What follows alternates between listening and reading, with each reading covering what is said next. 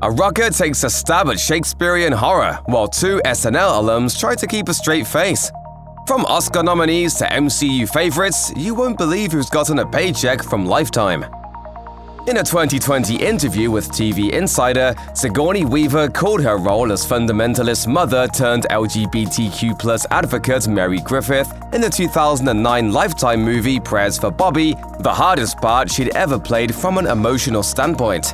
The role, based on the experiences of the real-life Griffith, required Weaver to take an unsympathetic turn as a homophobic mother who tried to convert her son, played by Ryan Kelly, after he came out as gay. After his suicide, she rejects her bigoted views and becomes a powerful voice in support of gay rights. If I just listened to my son when he poured his heart out to me, I would not be standing here today. Weaver earned Emmy, Golden Globe, and Screen Actors Guild nominations for her performance as Griffith, who came to believe that her church's interpretation of scripture was wrong and worked tirelessly until the end of her life for pro-gay causes. Reversals of faith and deep moral searches are no small feats to depict on screen, but Weaver's performance taps directly into Griffith's anguish over losing her son to find both healing and renewed purpose. Depicting Griffith as a heartless figure wouldn't have made her newfound beliefs and direction so moving, or been accurate to the real-life Griffith. Weaver instead does the heavy lifting to find the humanity and humility in Griffith, which lends extraordinary depth to her performance. Made it a point in Kristen Stewart's career when she was just emerging from juvenile roles, and long before her vault to stardom in the Twilight Saga and a string of critically praised adult performances, the 2004 Lifetime drama Speak confirms her exceptional acting talent. Stewart plays a high schooler who has difficulty talking after being sexually assaulted at a house party. Speak, which premiered at the Sundance Film Festival in 2004 before airing on Lifetime and Showtime in 2005, is based on a young adult novel by Laurie Halse Anderson. Both the source material and the film handle their subject matter with great sensitivity and emotional depth. Speak gets tremendous support from the uniformly excellent cast, which includes Elizabeth Perkins and D.B. Sweeney as Stewart's parents, Steve Zahn as a sympathetic teacher, and Michael Angarano as a fellow outcast who befriends Stewart. But it's Stewart's performance that anchors the film and elevates it beyond typical Lifetime fare. The trials of her character are a lot for any actor to carry, but Stewart shoulders it with strength and maturity. Jason Momoa's acting career was still in its embryonic phase when he signed on to play a mostly shirtless love interest for Virginia Madsen in the 2003 Lifetime movie Tempted. You know what you need? You get in the water. It's healing. I'm not the best swimmer. I am. Momoa completed his first screen assignment, a 2-season run on Baywatch Hawaii, shortly before signing on to Tempted. Despite its Hawaiian setting, Tempted was actually filmed in New South Wales, Australia. Maggie Greenwald is talented and award-winning director of such well-regarded indie dramas as The Ballad of Little Joe and Songcatcher, benefits from the natural beauty of her film's locations and her cast. The film pairs Momoa with Virginia Madsen as a woman who travels with the ashes of her former guardian, a native Hawaiian. There she meets Momoa, who plays her late guardian's nephew, and sparks fly, despite the fact that Madsen has a husband waiting for her on the mainland. Momoa, who is a naturally charismatic and intense performer, doesn't have much to do here beyond staring longingly while wearing as little clothing as possible. If you're a fan of his work in Aquaman, Dune, and See, this isn't an exemplary showcase for his abilities, but if you're interested in his chiseled build, Tempted is a 2-hour box of eye candy. Though Mark Ruffalo is one of Hollywood's busiest and most acclaimed actors today, the Emmy, Grammy, Tony, and Oscar nominee was largely anonymous in the 1990s. Ruffalo's resume during this period included low-budget horror and indie films, but he also kept busy with occasional forays into TV, like On the Second Day of Christmas, which aired on Lifetime television in 1997. Directed by James Frawley, On the Second Day of Christmas takes place in a department store during the holidays, but it's no miracle on 34th Street. Despite being a little girl, Patsy, played by Lauren Pratt, is an experienced pickpocket who works as a team with her aunt, played by Mary Stuart Masterson. Ruffalo is a department store security guard who catches them in the act. So writer Brian Holfeld bends logic to force the trio to spend Christmas together while awaiting sentencing.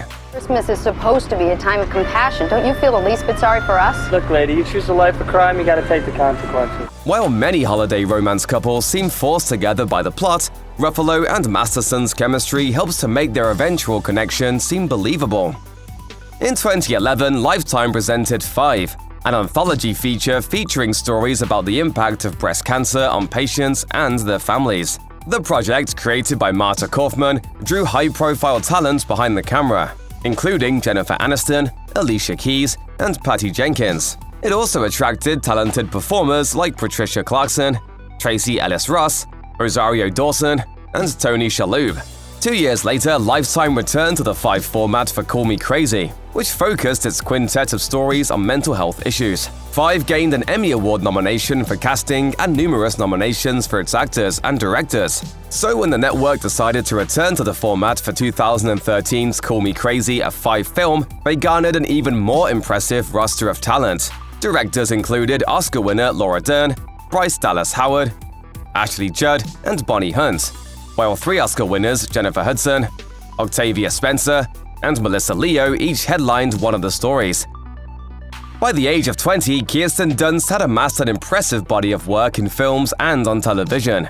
She earned her first of 4 Golden Globe nominations at the age of 10 for Interview with the Vampire, and featured in such popular and critical hits as Little Women, Jumanji, Wag the Dog, and The Virgin Suicides. During this incredibly busy period, the future Oscar and Emmy nominee also starred in a Lifetime original movie, 15 and Pregnant. Dunst is the titular teenager, Tina, who becomes pregnant by her deadbeat boyfriend Ray, played by Daniel Koontz. She decides to keep the baby, causing friction between her separated parents, played by Park Overall and David Andrews, and her sister, played by Julia Whelan. The film hits all the pregnancy drama tropes: Tina's dramatic reveal, Ray bailing on being a dad, and a birth sequence filled with screaming. But it also does well in dividing the focus between Tina and her extended family and friends. You're not my leader. I don't act and think like you. Well, it wouldn't be so terrible for you to be a little less shallow, maybe a little bit more responsible. You're not that great either, you know. Dunst portrays the confusion of teen life and the upheaval of an unexpected pregnancy with the same depth and confidence she's shown throughout her career. The majority of her scenes pit her against Overall and Andrews, 2 extremely capable stage-trained performers, and she holds her own in every scene. The drama Stockholm, Pennsylvania surprised many Sundance filmgoers by premiering on Lifetime in 2015 rather than hitting theaters after garnering mostly positive reviews at the festival that year. The film features an impressive cast led by Oscar nominee Saoirse Ronan and Emmy winner Cynthia Nixon, and tackles a difficult subject: the impact of an abduction on both the victim and her family. Ronan plays 22-year-old Leia, who was held captive from the age of 4 by a man with apocalyptic delusions named Ben, played by Jason Isaacs. Eventually, she returns to her parents, played by Nixon and David Warshawski, that she barely knows. What follows is, at times, an even more intense take on life after trauma than is depicted in Room with Brie Larson. Leia's refusal to accept her parents and fond recollections of life with Ben. All signs point to Stockholm Syndrome. Ronan avoids the pitfall of overplaying a deeply damaged character. She remains quiet instead of explosive or unhinged, allowing the viewer to guess at her true emotional state. When Lifetime steps out of the romantic thriller of suburban drama box, the end result is often a high-profile project like Call Me Crazy or Betty and Coretta. Trying something different rarely meant casting Courtney Love, Dominic Monaghan, and Paul Walter Hauser in a horror-themed series based on Shakespeare's A Midsummer's Night Dream. Of course, that's exactly what Lifetime provided with 2017's A Midsummer's Nightmare. Produced in partnership with A&E Studios after the success of their hit drama Unreal, Lifetime appeared to be aiming for American Horror Story territory with A Midsummer's Nightmare. A Midsummer's Nightmare opens on a strong note, with a character dragged through the woods by masked figures that hurl her into an open grave filled with bees. Once that initial shock fades away, however, the film becomes a routine mix of twisting and low-wattage mystery. Okay, campers, time to scamper. A Deadly Adoption is sort of a meta Lifetime movie. It's a parody of the network's sudsy plotting with Will Ferrell and Kristen Wiig, playing the sort of hapless suburbanites usually portrayed by the likes of Eric Roberts and Kelly Martin. Though produced by Ferrell's former partner Adam McKay, A Deadly Adoption unfolds with an entirely straight face, requiring the audience to find the laughs in the inherent absurdity of the story itself. Ferrell and Wiig, who work hard to achieve a sort of earnest blandness, are Robert and Sarah, a married couple who lose their second child in an unfortunate dog accident. They soon decide on using a surrogate to have another child, but their prospective birth mother, Bridget, played by lifetime vet Jessica Lowndes, is more than she seems. She's actually obsessed with Robert.